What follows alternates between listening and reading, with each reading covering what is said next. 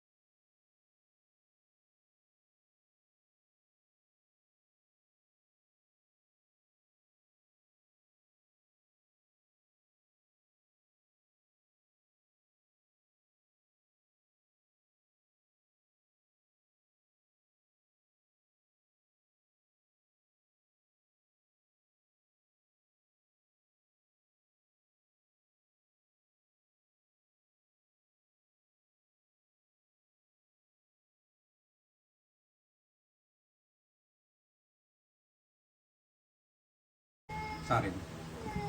Guys, 18 minutes nakita nyo. Ang gagawin natin, dahil nga 20 minutes dapat banlaw na, di ba? Ang gagawin natin dito sa mga garapatang to, tatanggalin natin mismo dito sa concentrated na permethrin. Kung buhay man yan, tingnan natin. Basta tatanggalin natin, dapat wala na siya sa permethrin. Kasi yun yung babanlawan na natin yung permethrin eh. Di ba? So, wala na siya sa permethrin. Pero tingnan natin kung yan ay tuluyan ng mamamatay o sige, tingnan natin kung buhay pa. So ang importante, para natin siya binanlawan, kaya inalis natin siya sa permethrin. Okay? So hindi natin papatayin ang ating video. Continue tayo hanggang mawalan sila ng buhay, kung ilang minutes silang mawawalan ng buhay. Okay? Camera. Timer. O yan. So ito yung permethrin. Ito yung tick shield. Ito yung tick expert. Sorry, magkamali pero hindi ko pwedeng i-edit. Tick expert, inalis natin kasi yun yung dapat 20 minutes, wala na dapat. 'Di ba? Kumbaga, banlaw na dapat, wala na dapat yung gamot. So tingnan natin. As of sa nakikita natin ngayon, tingnan nyo naman, wala na silang galaw. Wala na silang galaw kung makikita nyo mga kawalastik. 19 minutes and 25 seconds. Sige, tingnan natin.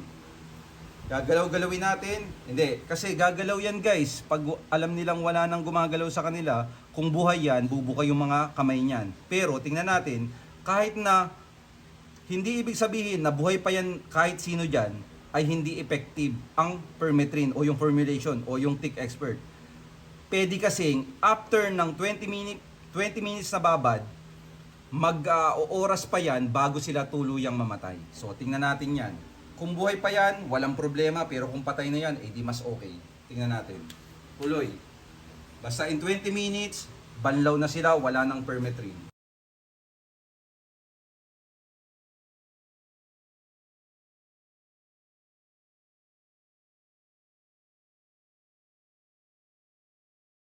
Sige, itutok mo dito.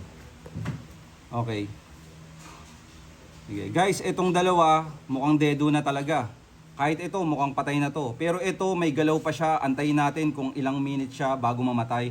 Pero ibig sabihin nung pag-out natin, kapag hindi na gumalaw, ibig sabihin 20 minutes, patay na talaga sila. Kahit ito, maliit, wala na to eh. No? Pero ito, nakita ko gumalaw. Magiging transparent tayo, ha? Ito gumalaw. Yan ang ibig sabihin na hindi sa isang shampoohan ay mamamatay lahat.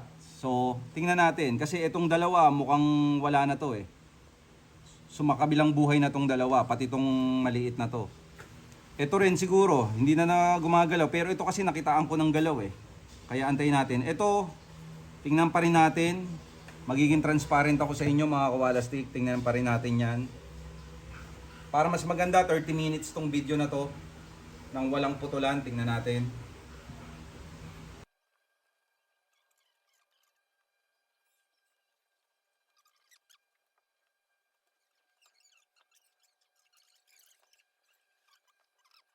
Magpapakita ako doon ka, banda, para kita pa rin sila. Okay? So guys, ang hirap ng position ko, no? Baka sabihin kasi kinat or anything. So ayan, ano sa palagay nyo? Sa tagal-tagal na nandyan yan, sigurado yan, pag buhay yan, gagalaw yan. At nakita nyo naman, no edit itong mga kawalastik. Ang sinasabi ko lang sa inyo, ang tick expert ay epektibo. Kaya lang, hindi namin mo promise na sa isang shampoohan patay agad ang mga kasumpa-sumpang garapata nyo. Pero tinitiyak namin sa inyo na ang produkto namin ay epektibo. Kaya no, kung yan buhay pa, gagalaw po yan. 25 minutes, 18 minutes binanlawan natin. Ang ibig sabihin nun, inalis natin siya sa tick expert. O, tapos naglagay pa tayo ng ilang minutes pa yan guys.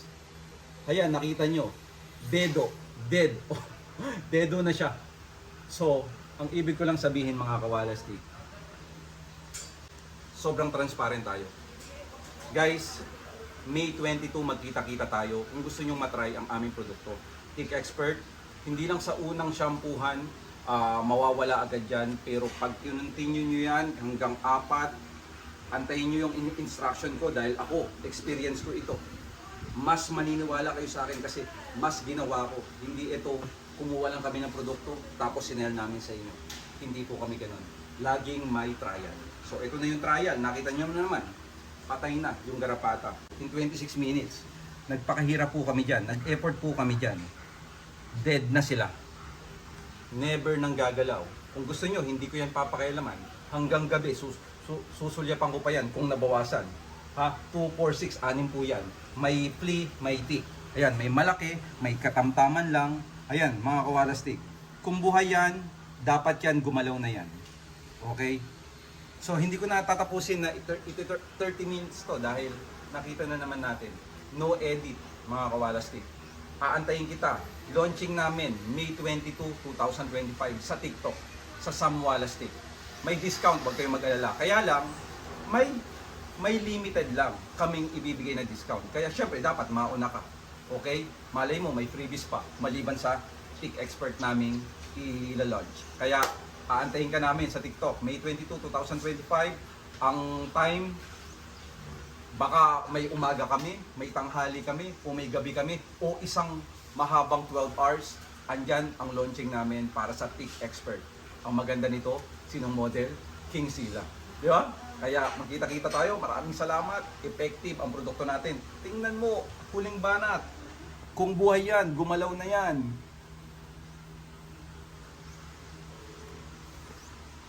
Okay guys, ngayon gabi na. It's 7:10. O ayan.